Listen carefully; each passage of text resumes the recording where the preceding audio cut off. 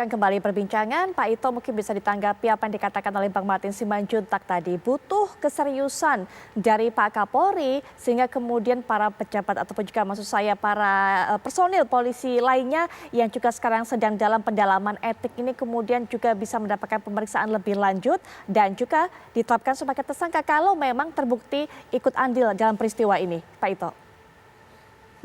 Baik, yang pertama Mbak Putri ya. Saya bisa memahami secara normatif apa yang disampaikan oleh Bang Martin itu saya bisa paham.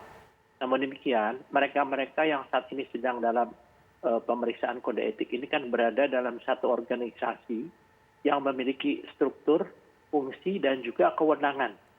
Ya, jadi mereka ini juga akan diukur loyalitasnya yang akan sangat menentukan karirnya ya. Nah, kan kalau kami lihat di sini kan bahwa Pak Sambo ini kan adalah seorang yang memiliki kewenangan dan fungsi yang menentukan orang ini apakah akan mendapatkan promosi dan lain sebagainya. Meskipun pada akhirnya apa yang dilakukan oleh mereka-mereka yang sekarang ini sedang dalam penanganan khusus ini itu adalah berisiko terhadap mereka ya. Jadi dalam satu organisasi memang ada loyalitas. Tapi loyalitas ini tentunya tergantung kepada kita. Berani tidak kita melawan pimpinan dengan konsekuensi barangkali ada pengaruh terhadap pengembangan karir kita. Ya, tapi kasus ini yang saya dengar ya, karena Pak Kapolri juga sudah bertemu dengan Ketua PP Polri, beliau sangat concern bahwa ini akan dijadikan bahan untuk evaluasi ke dalam yang nanti akan diatur kembali, dikaji kembali untuk perkap tentang masalah loyalitas, ya masalah bagaimana sehingga akan terlindungi kalau misalnya ada seseorang anggota bawahan ini diperintah oleh atasannya dia menolak, maka dia akan terlindungi. Ini yang disampaikan oleh Pak Menko Polhukam. Kendala yang dihadapi saat ini oleh para penyidik, Mbak Putri, itu adalah kendala psikohierarkis ya. Dan ini yang kami rasakan ya, saya juga kan pernah jadi anggota polisi ya. Tentunya saya juga merasakan betapa mungkin kalau pimpinan mungkin memerintahkan saya yang sesuatu yang salah, itu kalau saya lawan ya akibatnya ya mungkin kita ya siap-siap saja karir kita mungkin terhambat ya. Saya kira kembali kepada masalah Pak Sambo ini kan sesuatu yang sangat fatal ya. Tapi yang dilakukan oleh 30-an orang lebih ini kan terkait dengan penanganan masalah TKP-nya. Ya, masalah TKP-nya. Bukan dalam pelaku untuk masalah 340 dan 338-nya. Saya mengatakan ini salah.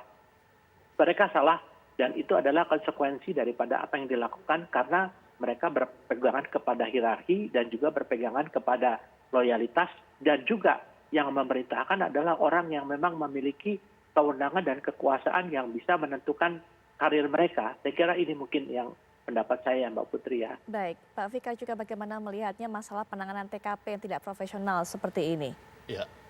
Ya, saya kira seharusnya TKP itu sudah menjadi pekerjaan sehari-hari sebenarnya.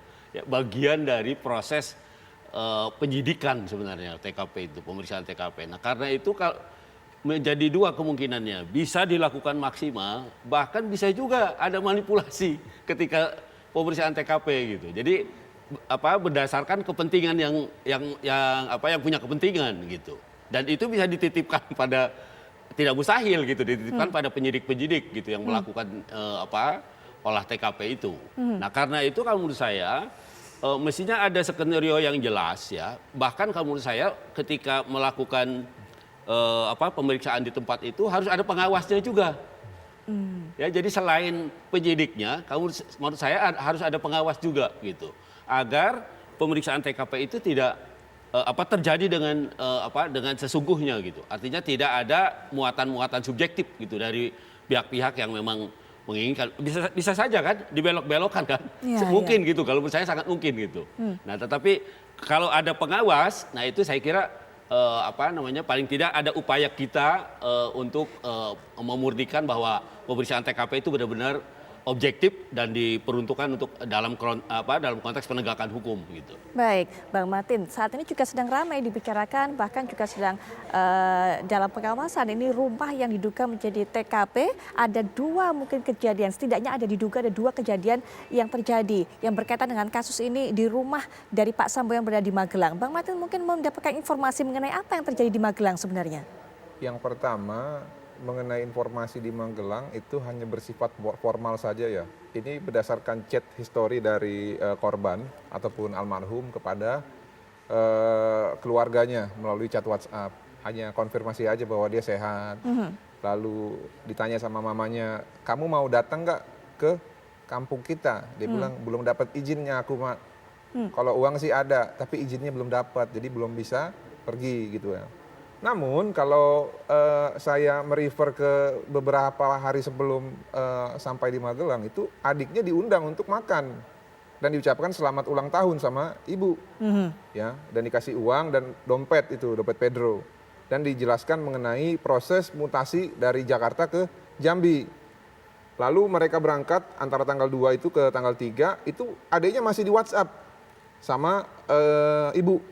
Di WhatsApp, sambil di WhatsApp tuh di foto almarhum ini lagi nyetrika baju. Maka tadi kalau kita korelasikan dengan apa yang disampaikan Pak FS, terlepas dari apa yang sudah dilakukan Joshua kepada keluarganya ya, yang sudah dilakukan salah satunya menyetrika baju anaknya.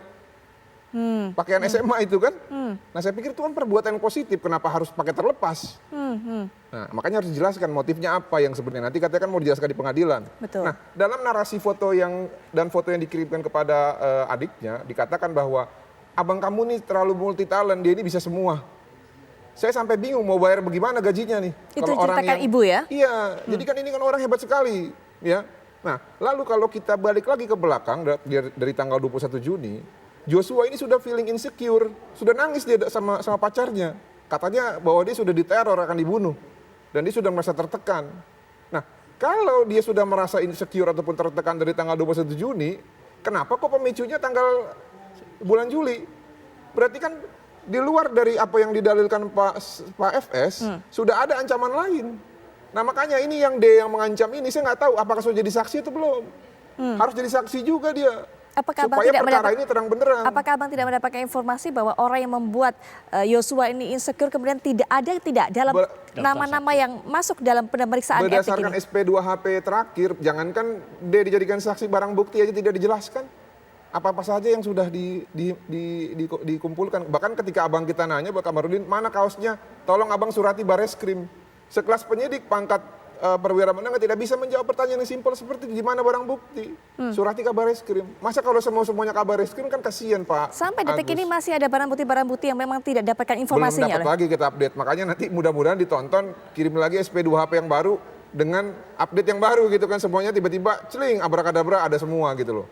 Nah makanya ini penting, manakala kami lihat dari 4 tersangka tidak ada nama D, ya minimal jadi saksi dulu, sehingga di persidangan nanti bisa dijelaskan ancaman apa itu. Kenapa diancam tanggal 21 Juni? Kenapa kok baru motif untuk ataupun konstruksi untuk membunuh itu, idenya itu baru muncul di bulan Juli. Kami ingin sekali kembali lagi memastikan D, karena memang sempat juga disebut-sebut ini. Ini sebenarnya apa kaitannya hubungannya juga dengan Joshua ataupun juga dengan Pak Ferdy Sambo? ADC juga dia ada di foto sebelah kanan. Nanti cari sendirilah. Inisialnya D. Ya, di sebelah kanan dia tuh. Di jajaran sebelah kanan. Nah, hubungannya sama-sama ADC atau Aid the Camp ataupun ajudan dan di lingkar pekerjaan yang sama. Yang kami dengar dia ini melekat ke Bapak. Yang kami dengar ya, faktanya seperti apa nanti boleh dikonfirmasi kepada kepolisian. Baik, Bang Martin juga mungkin mewakili pihak keluarga juga hingga saat ini. Kalau tadi masih ingin adalah masalah bukti-bukti ataupun juga barang bukti belum mendapatkan keterangannya lebih jelas lagi. Berikutnya apa selanjutnya? Ya, yang berikutnya kita harus kawal terus proses penanganan perkara ini. Jangan sampai ada alat bukti ataupun barang bukti yang tertinggal. Karena untuk menentukan ini seluruh rekaman alat bukti elektronik itu harus dicek lab. Seperti tadi Pak Kairul Anam dan Pak Damanik mengatakan sudah mendapatkan keterangan dari Bapak FS bahwa ada telepon dari Bu Putri ya, dari Magelang. Nah, saya tidak tahu apakah ini sebatas hanya keterangan tersangka atau sudah dicocokkan dengan alat bukti yang lain melalui alat bukti elektronik ataupun pemeriksaan handphone melalui digital forensik. Nah, ini yang penting nih, ya. Dan harus dipastikan bahwa kesahiannya ataupun ketemuan itu tidak difabrikasi lagi. Karena kan kalau kita lihat ini sudah banyak fabrikasi ya. Bahkan Pak Adrianus Melala itu sampai marah dalam satu tayangan. Saya di samping beliau tuh. Saya tidak sangka bahwa orang-orang yang saya ajari selama ini bisa tega melakukan fabrikasi dalam melakukan suatu penegakan hukum. Marah ini Prof. Adrianus Melala. Baik, baik. Mungkin penutup singkat dari narasumber lainnya, mungkin dari Pak Fikar terlebih dahulu. Penutup singkat. Saya kira kasus ini bisa menjadi pelajaran untuk kita, ya, bahwa tindak pidana itu menurut saya tidak berdiri karena satu sebab gitu. Karena satu sebab dan bisa ada banyak sebab yang lain dan kemudian juga pembuktiannya juga tidak melulu umpamanya berputar pada orang-orang yang melihat, mendengar dan menyaksikan sendiri gitu. Tapi ada informasi di balik itu yang juga mungkin sangat berpengaruh terhadap terjadinya tindak pidana. Nah, karena itu penyelidikan yang serius dan sungguh-sungguh saya kira akan bisa memecahkan kasus ini. Baik, Mas Kirdi mungkin ada penutup singkat. Sebetulnya kasus ini tidak akan menjadi selebar sekarang seperti disampaikan oleh bapak-bapak yang ada di studio ini yang luar biasa sekali karena oleh tadi ceritanya tadi bahwa kalau misalnya anak buah tahu bahwa ini pelanggaran secara hukum dan sebagainya, ya nggak usah dilakuin gitu ya. Tetapi kan di Indonesia ini nggak bisa, nggak cuma kepolisian, yuk buka-bukaan yuk di kepolisian, TNI, kementerian segala macam, yang namanya senyum karir, ketawa karir udah biasa. Kalau nggak karirnya dihambat ya udah sama atasan. Nggak usah gitu, pasangannya, istri-istrinya segala macam kalau nggak nurut sama istri-istrinya atasan coba mau fair-fairan. Yuk buka-bukaan. Dan kalau ini budaya ini kemudian dibenerin, bahwa perintah atasan bukan perintah dewa yang tidak selalu benar dan harus ditaati, tapi profesionalisme dari institusinya harus ditegakkan, nggak akan sampai kayak gini sebetulnya kejadiannya. Itu aja sih sebetulnya. Pak Ito, mungkin terakhir penutup singkat Pak Ito. Ya, baik. Saya kira mungkin komitmen Pak Kapolri ya bahwa kasus ini akan menjadi pelajaran yang berharga ya, khususnya bagi Polri, terutama dalam menangani kasus-kasus yang mungkin bisa saja terjadi suatu saat nanti.